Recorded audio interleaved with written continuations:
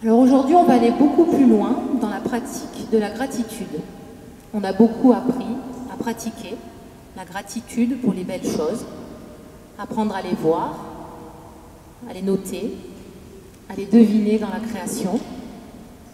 Et ce soir, on va voir comment vivre la gratitude, même dans les petites contrariétés. Alors, comment faire? Bonne question, je me la suis posée.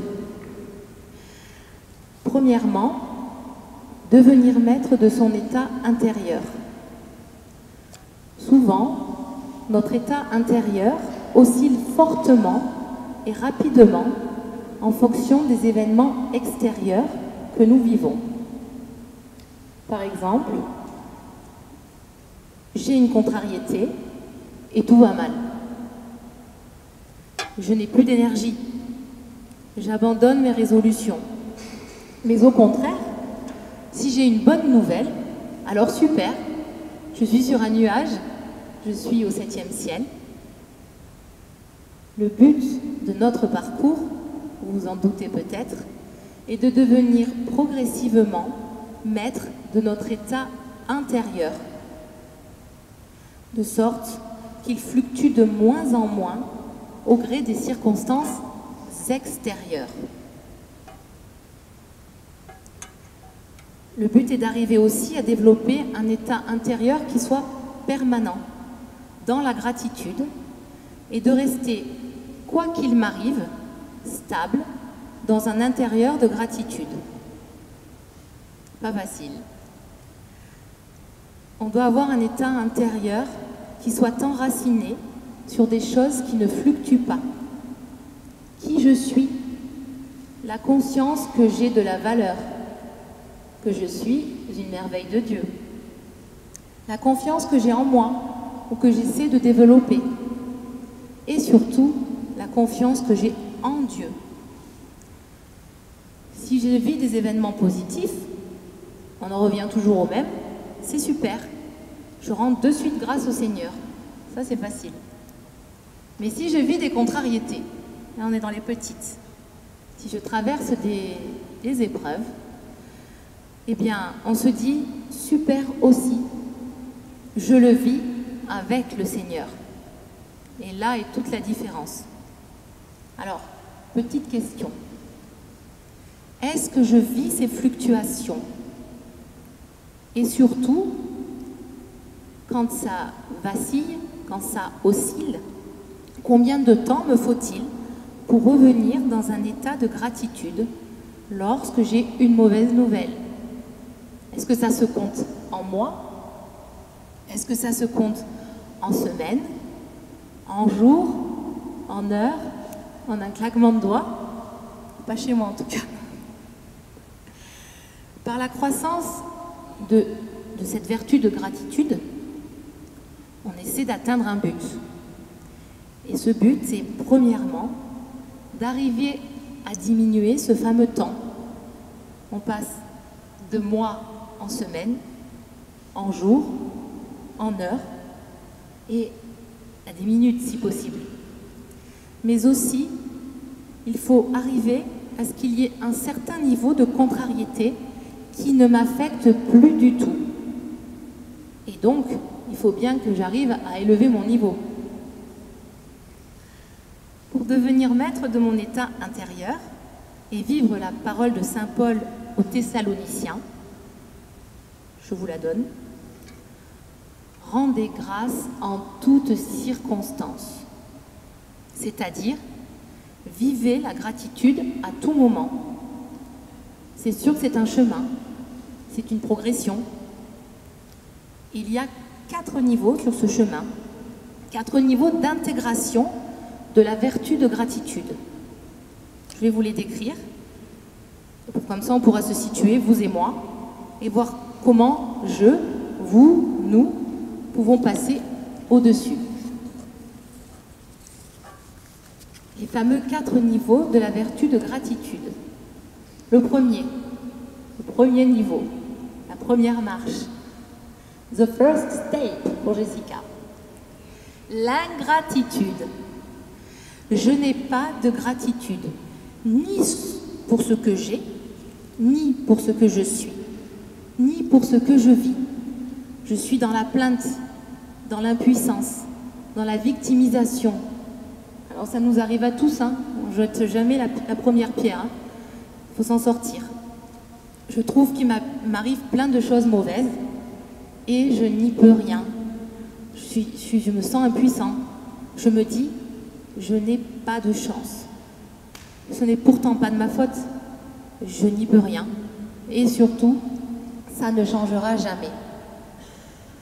Je m'enferme à ce moment-là dans une identité de plainte. Alors ce premier niveau, il est assez angoissant. On va essayer de s'en extirper si on y est et passer au niveau 2. Je ressens des moments de gratitude. Des petits moments, mais je les ressens quand même. De temps en temps, dans ma journée, dans ma semaine, je ressens l'émotion de gratitude suite à un événement positif. J'ai une bonne nouvelle, je vois le soleil, tout va bien. Ça, c'est facile.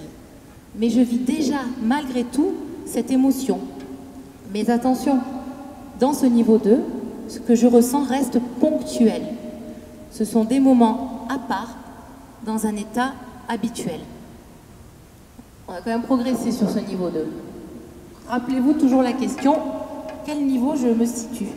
Très honnêtement, hein, on passe au niveau 3. Voilà, un peu mieux. On fonce. Je travaille à faire grandir la vertu de gratitude. À ce moment-là, quand on est dans le travail, on se connecte souvent à l'émotion de la gratitude. Et surtout, dans ce niveau-là, je le fais intentionnellement. C'est vraiment intentionnel. Je fais des exercices. Je fais l'effort conscient de revenir dans la gratitude, quoi qu'il se passe dans ma journée. Elle est présente régulièrement dans ma vie. Je vais avoir, ça on l'a toujours, enfin en tout cas pour moi, de la gratitude pour les bonnes choses, mais aussi dans les difficultés. J'ai donc franchi un palier. J'apprends à vivre la gratitude dans les petites contrariétés. Au départ, elles sont petites, puis plus grandes. Personne n'y échappe. Alors petit à petit, avec ce travail, ces efforts conscients et intentionnels, se crée la vertu en moi. La gratitude devient comme une habitude. Ce n'est pas encore une vertu qui est installée. Mais je suis en progression constante, intentionnelle. Ce n'est ni facile, ni spontané. Alors vous me direz, quel est le niveau 4? J'espère que vous l'attendez avec impatience. Le niveau 4, c'est la vertu de gratitude qui est installée dans ma vie. La gratitude devient une attitude habituelle. J'appuie parce que c'est important. Elle est dans ma vie, c'est une habitude. Lorsque je vis une difficulté, quelle qu'elle soit, je rends immédiatement grâce au Seigneur. Je peux voir cette difficulté comme une opportunité, comme un cadeau de Dieu. Là, à ce moment-là, je passe de la gratitude conditionnelle. Je suis dans la gratitude à cause d'un événement positif, à une gratitude qui devient inconditionnelle, c'est-à-dire indépendamment de ce qui peut m'arriver. À ce moment, on peut se dire que la gratitude devient un trait de mon caractère, une caractéristique de ma personnalité, comme une deuxième nature. Les gens me disent, tu as de la chance, tu vois toujours les choses du bon côté, tu vois toujours le verre à moitié plein. Tu es toujours dans l'action de grâce. Mais ce n'est pas une chance, c'est un travail avec la grâce de Dieu. C'est vraiment pas une chance. Cela devient facile. Lorsque la vertu est installée, je n'ai pas besoin de beaucoup d'efforts pour la maintenir. Alors on me dirait, ah, ça y est, j'ai atteint le niveau 4, c'est le nirvana. Est-ce que quand je l'aurai atteint, ou si je l'ai déjà atteint, c'est terminé, il n'y a plus d'évolution? Elle nous a annoncé 4 niveaux. Eh bien, on peut encore et toujours progresser. La vertu peut toujours s'approfondir. Alors vous me direz comment? En rapidité. Je reviens toujours plus vite dans la gratitude. Mais aussi en intensité. Je la ressens de plus en plus fortement. Quoi qu'il m'arrive, elle est en moi, le Seigneur est avec moi, et je la sens vraiment. Et on peut aussi progresser en largeur, c'est-à-dire vis-à-vis de la création, sorte de cercle, puis vis-à-vis du plus grand nombre de personnes, et vis-à-vis du Seigneur. Donc on a des marges de progression en rapidité, en intensité et en largeur. Cela ne veut pas dire que je n'ai plus du tout d'épreuves dans ma vie, ou que tout est facile. Cela veut dire que j'ai acquis une capacité à revenir dans la gratitude, même lorsqu'une difficulté se présente. J'ai la certitude que je vais en tirer quelque chose de bon et que tout va me profiter. C'est vrai que les voies du Seigneur sont impénétrables, mais quand on s'y penche, il y a du bon qui sort de toute chose. C'est ma conviction.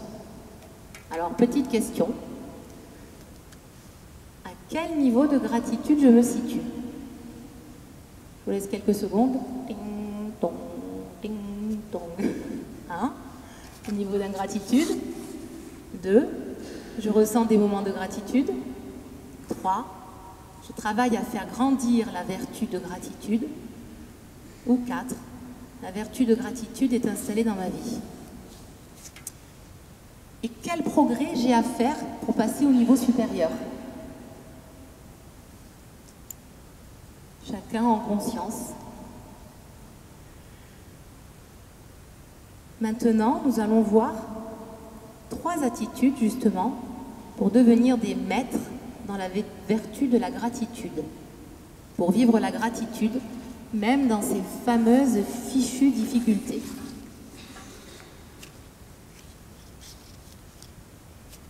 Alors, ces 3 fameuses attitudes sont relativiser les petites contrariétés. Ce n'est pas grave. Et mon brushing quand il pleut. Ce n'est pas grave, Jessica. C'est bon pour la création. Beaucoup de petites contrariétés que nous vivons quotidiennement n'ont pas une grande gravité. Pourtant, elles suffisent souvent à nous troubler. Enfin, en tout cas pour moi. À nous agiter, à nous inquiéter même. Une des manières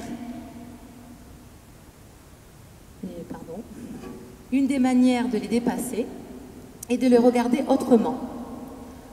Comme nous le dit Cécile tous les mardis soirs, de les regarder du point de vue d'en haut et de façon plus large et de les replacer dans l'ensemble de ma vie, dans l'ensemble de l'histoire de l'humanité. Et ainsi, de prendre conscience que ces contrariétés sont toutes petites et passagères. Le parapluie, quand on sort, il fait quelques gouttes, peut nous remettre dans la gratitude.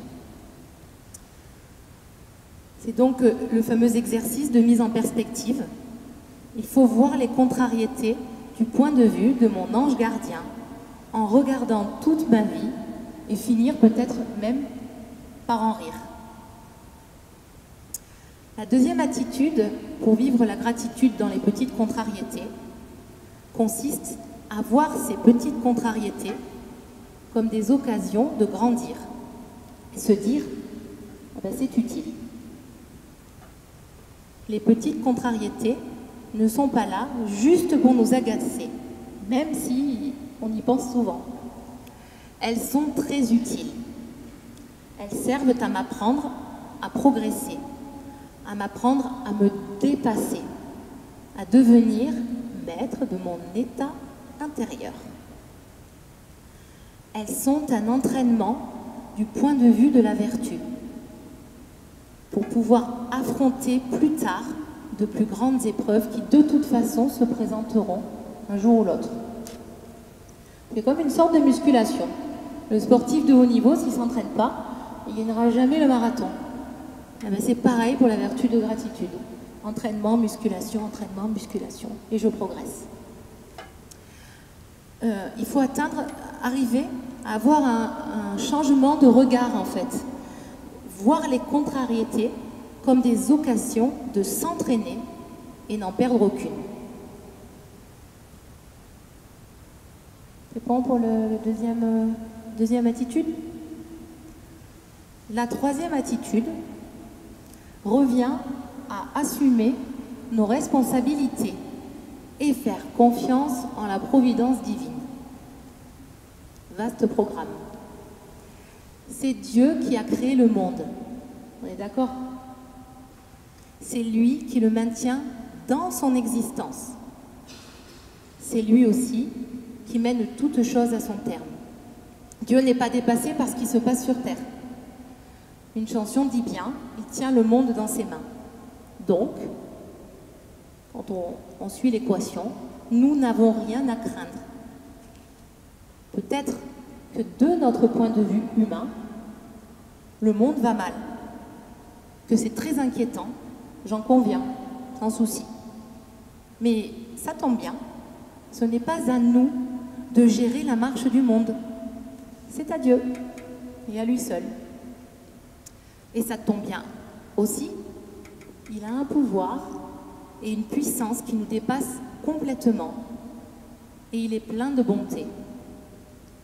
Le monde est dans les meilleures mains possibles, celle du Père Tout-Puissant, qui aime l'humanité d'un amour infini. Je suis une merveille du monde et de Dieu. Donc, faisons-lui confiance, très clairement. Une confiance a priori, quoi qu'il arrive. Le monde ne va pas à sa perte, mais à son salut. Jésus a vaincu le mal. Cette victoire est définitive. Elle est acquise, une fois pour toutes. Dieu nous invite à nous concentrer sur notre zone d'influence, pas sur la sienne, juste la nôtre, déjà. On reste sur notre zone, sur les domaines d'existence qui nous sont confiés et sur lesquels nous avons une influence. Sur nous-mêmes, la vie de notre famille, notre travail, nos engagements dans des associations, à la paroisse. Ça, c'est notre domaine d'influence. Et dans ces domaines, on peut changer les choses.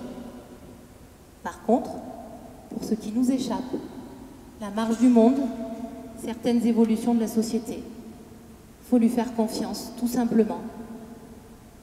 Jésus, j'ai confiance en toi. Et souvent, les humains que nous sommes font totalement le contraire. Exactement le contraire. On n'agit pas. On remet à demain. Mais dans les domaines où l'on est responsable, on n'agit pas. En revanche, on s'inquiète des choses qui nous dépassent et qui ne sont pas de notre domaine. Alors, le petit remède, c'est simplement, tout simplement, d'assumer nos responsabilités et remettre tout le reste à Dieu. Je trouve que c'est un bon remède, en tout cas, moi il me fait beaucoup de bien. Je vais vous lire l'acte de confiance en Dieu de Claude Lacolombière, qui est un prêtre jésuite français, écrivain, un érudit, et du XVIIe siècle. Et son acte est le suivant. Mon Dieu, je suis si persuadée que vous veillez sur ceux qui espèrent en vous et qu'on ne peut manquer de rien quand on attend de vous toute chose, que j'ai résolu de vivre à l'avenir sans aucun souci et de me décharger sur vous de toutes mes inquiétudes. C'est un bel acte de confiance Et moi, personnellement, au quotidien, quand j'arrive pas à revenir dans la gratitude et que parfois je peux me sentir vaciller, eh ben, je me dis 3 fois, Jésus, j'ai confiance en toi. Jésus, j'ai confiance en toi. Jésus, j'ai confiance en toi. Et je peux vous dire, vraiment, c'est très simple, hein, je ne suis pas une érudite, hein, c'est très basique pour moi. De suite, je me sens enveloppée, je me sens différente et je sais qu'il est encore plus avec moi. Je voulais terminer par la 2e lettre de Saint Paul apôtre, chapitre 10. Frères et sœurs, redoublez d'efforts pour confirmer l'appel et le choix. Pour moi, c'est très important. On a un chemin, on a une voie dans la gratitude. J'espère que ce soir, je vous aurai apporté une petite pierre en plus dans vos niveaux respectifs. Que la force du Seigneur soit avec nous tous. Merci.